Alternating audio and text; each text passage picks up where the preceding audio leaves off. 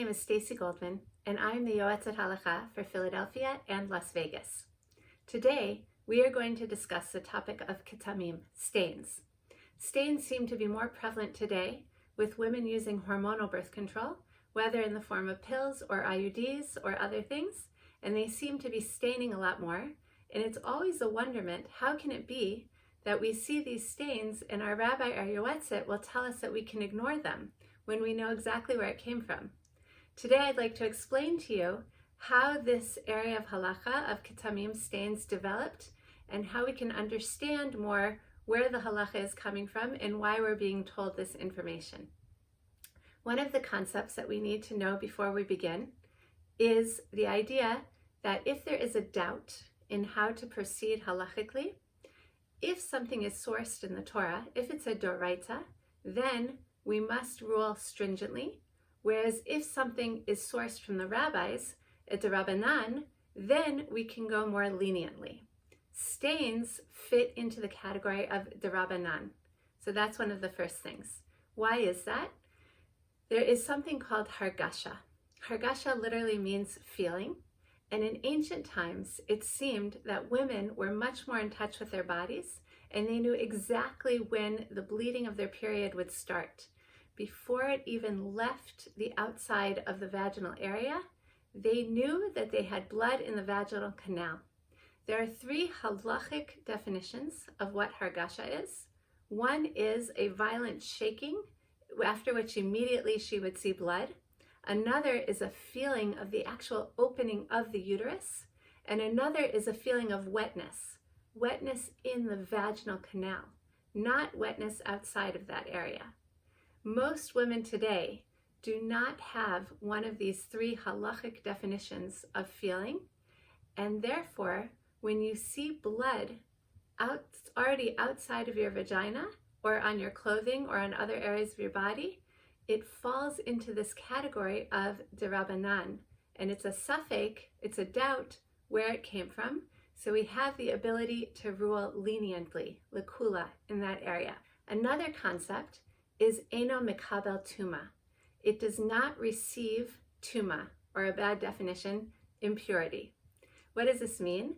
The rabbis declared that if a woman were to see blood on something which itself is unable to become tameh, ritually impure, she therefore does not become ritually impure as a result of that sighting. What do these entail? According to some opinion, colored clothing fits into this category. The Rambam says that colored clothing does not receive tuma, and therefore, if a woman were to see blood on a colored article of clothing that she's wearing, she therefore would not become tameh, because it's a stain and it's not accompanied by this feeling of hargasha, and therefore we can rule leniently. Another example is anything from the sea. This is based on a Mishnah that says that anything that is based in the sea, comes from the sea, is Eino Mekabel Tuma. It does not receive ritual impurity. So what does this mean for us today? Plastic. Plastic comes from petroleum, and petroleum comes from deep under the ocean floor, which most rabbis have decided renders it from the sea.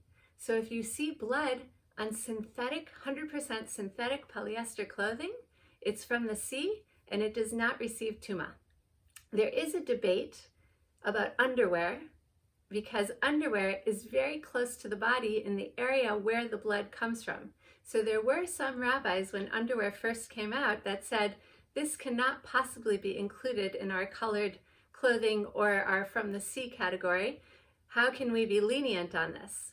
But most rabbis today render underwear just like any other clothing.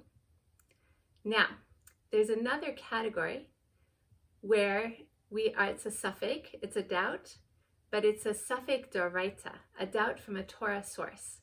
And that is if we have anything internal inside of us that then shows up with blood. So this is why when it comes to doing internal bidikot, we are much more strict in terms of what we see, and if we see any red, and it should always be checked out by a rabbi, because that was internal. Another example is intercourse. So if a man, after sexual relations, were to see anything on his organ, because that was internally inside of the woman. That also is a doubt that we render for it to be stringent, safek l'chumra. The third example applies to Ashkenazi women, and that's if you were to see blood coming out while urinating. That was considered internal. All of these things, the internal bidikot, sexual relations, and urinating for Ashkenazi women, are considered to mask possibly this feeling of hargasha. The feeling of hargasha could have occurred while those three things were happening. And so because it's a doubt, in a doraita instance, we are more machmir, we are more stringent on that. Another category is called tliya.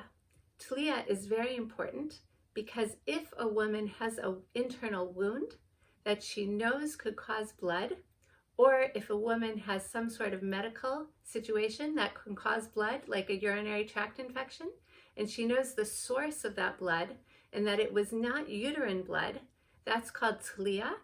And that is another reason why even seeing actual blood, you might not be tameh, you could still be tahor, because we can attribute it to that wound or that medical condition that can bring up blood. Always something to discuss with your rabbi or yoetzet. The final category we're going to discuss is size.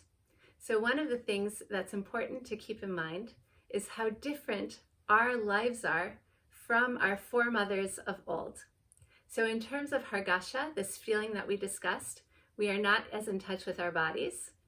Also, when we go to buy chicken or meat for Shabbos or whenever, we are not going to our local outdoor butcher, the one who actually slaughters the animals, and stepping in puddles of blood in order to purchase our meat.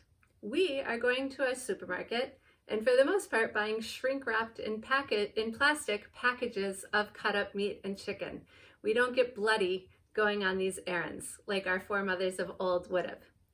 The other thing that's very different about our day and age is hygiene, and that we don't live with body lice and other insects.